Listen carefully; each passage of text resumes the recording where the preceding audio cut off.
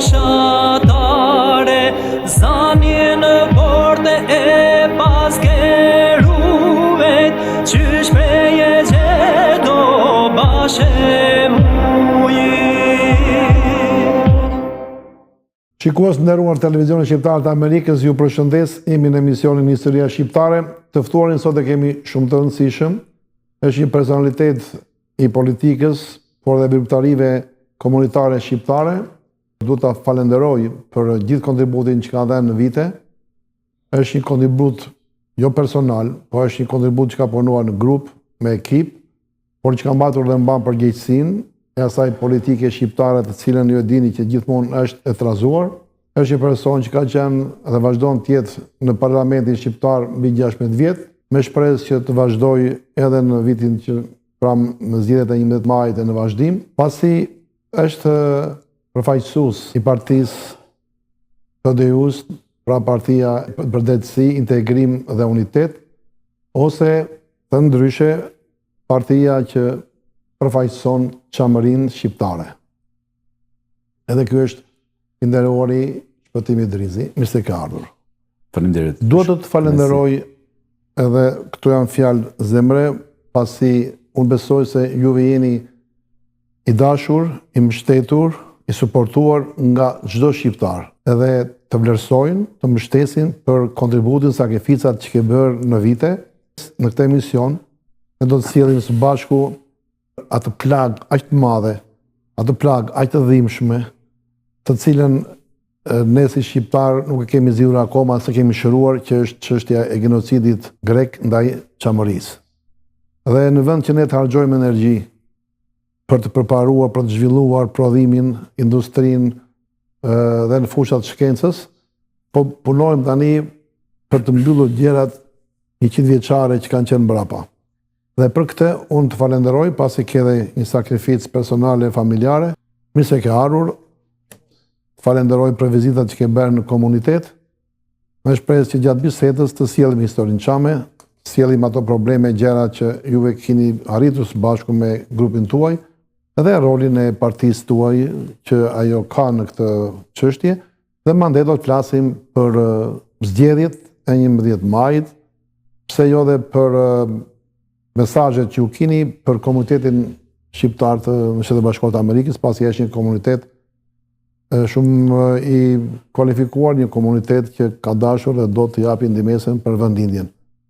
E bëra një hyrje gjatë për të dhënë juve mesazhin që nuk ju kam ftuar për t'ju kritikuar, po ju kam ftuar për t'ju lavdëruar dhe për t'ju mbështetur, tash siç gjithmonë edhe në të ardhmen dy fishin që do mbështesim. Të falenderoj shumë. Spari është kënaqësi për mua që të jem në televizionin tuaj. Është një mundësi shumë e mirë që ju keni krijuar për shqiptarët, që të kemi mundësi që të flitet shqip, të bëhen emisione shqip, është një gjë shumë e vyer, besoj që e shndërton edhe bashkësinë dhe komunitetin, e mban gjallë. Dhe është edhe një mundësi e mirë për mua dhe ju falenderoj për ftesën. Të kemi mundësi që ndërmjet jush të komunikojmë me të gjithë audiencën, akoma më shumë që janë vëllezër dhe motra tanë, edhe fjalët që më thatë, edhe mbështetjen, absolutisht e marr si një mbështetje për një ndër çështjet më të mëdha të kombëtarit pas zgjidhura, siç është ajo shqiptare qamërisë, që ka nevojë për të gjithë. Ka nevojë për mbështetjen e të gjithëve. Çështja e çame shpesh kuptohet si një çështje personale, si një çështje krahinore. Është çështje thelbësore, totalisht e palcës të kombit shqiptar, edhe kështu duhet trajtuar. Si do ta sillni juve çështjen çame për komunitetin shqiptar? Unë do t'ju ndjek, aty ku do të kem pyetje do ndërhyj. Pra, ju i njohë si mirë i çështjes çame, pse jo dhe vetë ku keni lidhjet me qamërinë? Unë vetë jam nga qamëria, kam një baba nga shqiptarët e qamërisë, i cili është shpërngulur me genocidin dhe masakrat e fundit të vitit 1944, sepse do datojnë tilla qynë në lidhjen e Prizrenit, madje do të thoja. Babai im ka ardhur 2 vjeç në Shqipëri, si pjesë e atij genocidit të mëshëm bashkë me gjyshen dhe gjyshen time. Unë kam lindur në Tiranë, po sigurisht që kjo padrejtësi e madhe historike ka shënjuar gjithë jetën time, sepse unë jam përballur që fëmijë me faktin që pse unë jam në Tiranë dhe nuk jam në Margëlliç, aty ku kam shtëpia sot e kësaj dite, dhe janë akoma në këmbë, si të shumë të tjerëve. Dhe sigurisht që nuk u kuptoja që pse ne ndodhemi në Tiranë dhe nuk jemi në vendin tonë. Qenia shqiptare e Çamërisë ka shënjuar jetën time dhe të gjithë atyre që janë nga shqiptarët e Çamërisë, përballë një padrejtësie të madhe historike që në fakt ne na është bërë personalisht për shi bërë gjithë shqiptarëve. Çështja e shqiptarëve të Çamërisë daton, le ta themi, nga ana historike, më lejoni ta bëj pak këtë gjë, me që më thej që Po, absolutisht, jo, është bile e kërkoj. Edhe unë jam munduar që të thellojmë shumë në këtë pjesë për ta kuptuar gjenezën. Dhe ajo që duhet ndaj për gjithë Mos e sill shkurt, nëse nuk e sjell mirë, nuk është fajim. Unë do mundohem ta sjell mirë. Po edhe me ndihmën tuaj, sepse dhe ju e njihni mirë. S'pari do t'i them të gjithë për masat nga pikpamja gjeografike e Çamërisë, e cila sillet në atë që quhej zona e Epirit, që kur njihet gjeneza e kësaj bote dhe atyre që kanë shkruar për historinë e botës, dhe këtu po i referohem në shekullin e 3 para erës sonë, Tukididit dhe Strabonit. Straboni ka bërë veprën e famshme Gjeografia e kohës, për çfarë njihen në atë kohë. Jemi 290 para erës sonë. Kurse Tukididi ka një material shumë, një histori shumë të rëndësishme që ka të bëjë me luftën e Peloponesit. Dhe të dy këta, kur flasin për gjeografinë e helenëve, e sjellin deri në gjirin e Ambrakisë.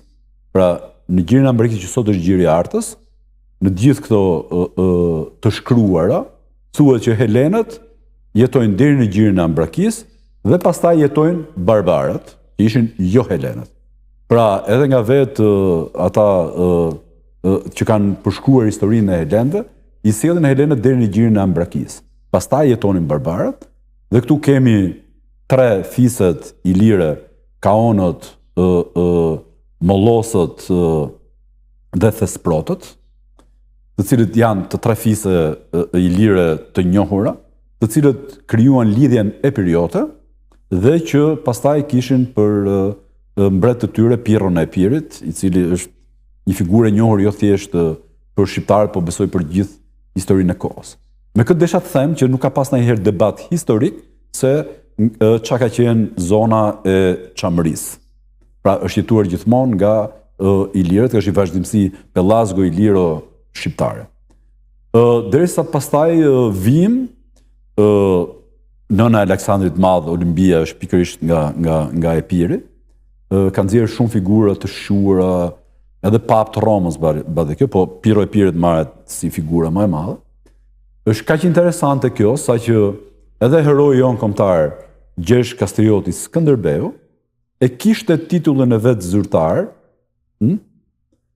Princi i Epirit dhe Mbreti i Arpërit. Dhe edhe për krenaren e mori nga Pirro. Pse? Sepse jo vetëm heroi jon kombëtar ishte një luftëtar i madh, po ishte edhe një diplomat par excellence. Sepse që në kohën që Iliria u pushtua nga Roma, për gati 1000 vjet, nga Arta dhe Preveza, pra gjiri i Ambrakisë, deri në mollën e Kuqe, e gjithë kjo zonë nga pikpamja administrative thillet Epiri i Ri, Nova Epirus, pra një nga pikpamja gjeografike si Epiri i Ri. Dhe prandaj heroi jon kombëtar, për shkak se kjo njihej për 1000 vjet, se kështu i kishte ndarë administrative e Romës, e mori titullin e vet Princi i Epirit, se s'mund ta merrte dot i krye, se kryen nuk e njihte njëri, le të themi. Për të krijuar edhe këtë vazhdimsi të këtyre figurave të mëdha. Po të vim në kohë, ja sot ju kujtoj faktin që dyndje slave në Ballkan, jemi në vitin 1300, kanë ndetë për një kohë shumë gjatë, me car Dushanin kanë shkuar madje deri në Epir. Prandaj ne kemi për shembull dhe bullgarët që kanë qenë prezent në Shqipëri, Konispoli, Çorovoda, gjithë ato janë toponime bullgare. Dhe kemi në Çamëri, në zonën e Çamërisë, kemi toponime slave? Jo. Dhe tani do të them pse. Sepse dyndje slave në Ballkan u stopuan, u bllokuan nga despotati i Artës, i cili kishte për udhëheqës Gjin Bue Shpatën dhe Pjetër Loshën. Pra në vitin 1300 e ca. të bën përshtypje emrat, Gjin Bueshpata dhe Pjetër Losha ishin të dy krerët e lidhjes epiriote, të cilët bllokuan dyndje slave në Ballkan për shkuar më poshtë.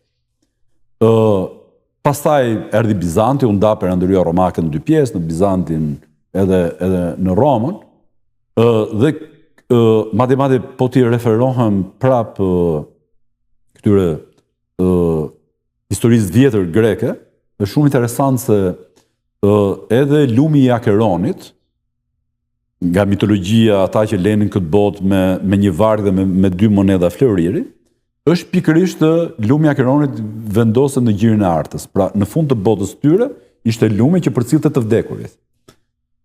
Po në zonën e Çamërisë, ne kemi Nikopolisin. Një dhe qytetërimet e treta dhe të katra njëra të kohës. Por aty kemi dhe tempullin e Dodonës. Shumë interesant. Orakulli i Dodonës ishte ajo pema e ahut që shkonin këto priftereshët dhe nga fshfërima ishin orakull. Po ka një... Çfarë lidhje ka me Thomorin? Është një diskutim, po nuk po hyj kësaj, po hyj kësaj që është e njohur. Po vazhdo. Po aty ka një gjë shumë interesante prap, besoj që për ta thënë.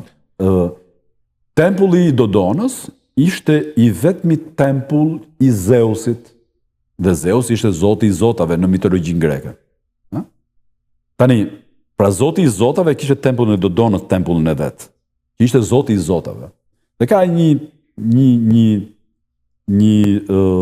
studim shumë interesant, që edhe fjalën Zeus, pra zoti i zotave, e shpjegojmë pikërisht me fjalën shqipe zot. Po, absolutisht. Prandaj e kam marrë. Pra, është një vend i begat, i pasur, gjeografikisht i vendosur këtu, madje e bija e Pirit ishte edhe Europa, pra është një zonë me shumë mitologji që nga njerë ngërdheshen të dy mitologjit, ajo Pelazgu i Lire me këtë... Këtu është dhe interesi grek i madh. Historikisht po, sepse kanë marrë shumë nga kjo pjesë. Prandaj dhe unë po vinë mitologjit për të ardhur në kohë.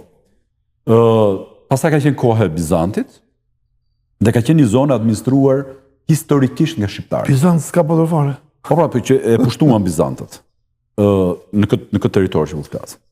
Tani, ajo zonë edhe Perandoria Osmane ka hyrë vonë. Se është një kështu që thonë që e pushtojnë. Ka hyrë vonë dhe unë do ta shpjegoj. Sepse Ka idenë çfarë viti? Bëhet fjalë në vitin 1700.